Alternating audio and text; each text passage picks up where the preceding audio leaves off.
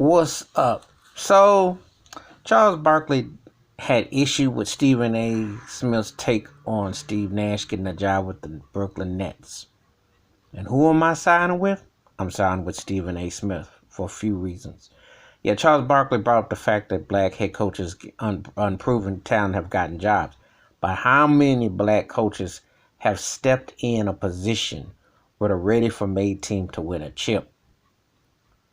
When Mark Jackson got ran out of Golden State, got fired, Steve Kerr comes along. He had an opportunity to coach the Knicks or coach Golden State. The Knicks was dysfunctional. Derek Fisher chose that. Steve Kerr obviously made the right choice. But Steve Kerr had the Splash Brother and a built-in future. 5 straight finals appearances, 3 chips. And a guy that changed the course of basketball in Steph Curry. 2-time league MVP, first time ever unanimous. Okay? Klay Thompson to boot. Draymond Green there. Then you get Kevin Durant, by the way. 2-time final winner. That's the opportunity that white coaches get. Now, before someone mentioned Doc Rivers had a Boston team with Paul Pierce. They brought Kevin Garnett, Ray Allen guys came over, but they were veterans. I'm not talking about prime and peak, but Doc did do the job. They got to 2 finals. They were Eastern Conference Finals and what have you, and they did win a chip in 2008. But how many black head coaches get into a situation off the word jump that they get to control, that they're in a position for a chip? The problem with people see with Steve Nash. Steve Nash was a great player for his time.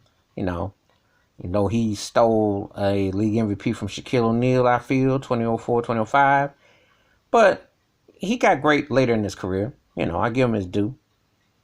However, this situation with Kevin Durant and Kyrie Irving is tailor-made. And how many black coaches get that option to go with a ready-made situation? That's where Stephen A. made a very strong point.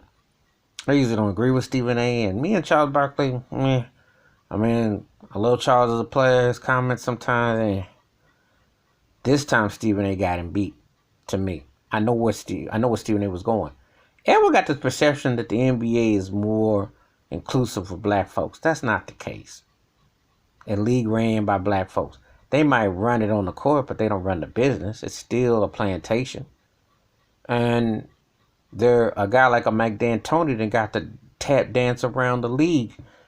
Now, he coached up Steve Nash, got MVP with there, and he gave MVP with James Harden in Houston, of course, with Jeremy Lin in New York. But D'Antoni also with the Lakers, which was a flop. But this guy had 4 coaching gigs, and he's offensive important, but he's had 4 different gigs in the last decade. Do I think Dwayne Casey, Nate McMillan, or Tyronn Lue are going to get 4 chances if they don't hit? And remember, Tyronn Lue got a ring on his resume, okay? So he got something to show for it. He ain't getting no job. Why is that? Now, Jason Kidd is hit and miss with the Nets, and in Milwaukee, Giannis came along. It didn't work. But he should have a job somewhere. You look around, because that's the thought the paper when he went to the Lakers, that he was going to get the job with Frank Vogel. That's one of the reasons why Stephen A. has a good argument. Frank Vogel, a man who couldn't beat LeBron James when he had opportunities with the Indiana Pacers as head coach, and he stunk with the Orlando Magic. He got 3 gigs in the last decade. 3. And he don't have no finals appearance on his resume. And LeBron James-based teams spanked that behind. But he got this gig coaching LeBron James with Anthony Davis. That's why Stephen A. got a strong case. Black coaches don't get the same situation. You see, white coaches come along, like the coach I give his due in Toronto. But Kawhi Leonard comes over, and they get a ring. And they got a chance to contend again. It is a double standard. I don't care what nobody says. Even though Lenny Wilkins is the winningest coach, you wouldn't know it. Because if I talk about coaches with success, you're going to throw Red Auerbach, Phil Jackson, Pat Riley, Greg Popovich. 4 off the dome. 4 off the top of your dome. That's familiarity. That's what you've seen. That's what you've known. And you've seen the bulk of that in the last 25 to 30 years. Because only a handful of organizations win chips, and predominantly, Eric Spoelstra's a minority in Miami. Most of the time, it's white coaches. I don't make this up. The history speaks for itself. And that's what Stephen A. was saying about not knocking Steve Nash nothing, but something about this did feel kind of funny to me. And Charles Barkley, of course, he goes in anything that he wants to defend white folk with everything, to the point that what he once stood for seems like a fallacy, seems like false, because I'm like, the NBA is just as racist as any league. It's another plantation. They ain't got no black commissioner. Where's the black commissioner in the NBA? One black owner, his name is Michael Jordan. They made $100 billion before they gave him a piece of Charlotte. He couldn't even, a partial ownership of Washington, he couldn't even get that in Chicago, as important as he was to the league. So don't tell me this. You don't have enough black people cracking the glass ceiling, let alone in the stands.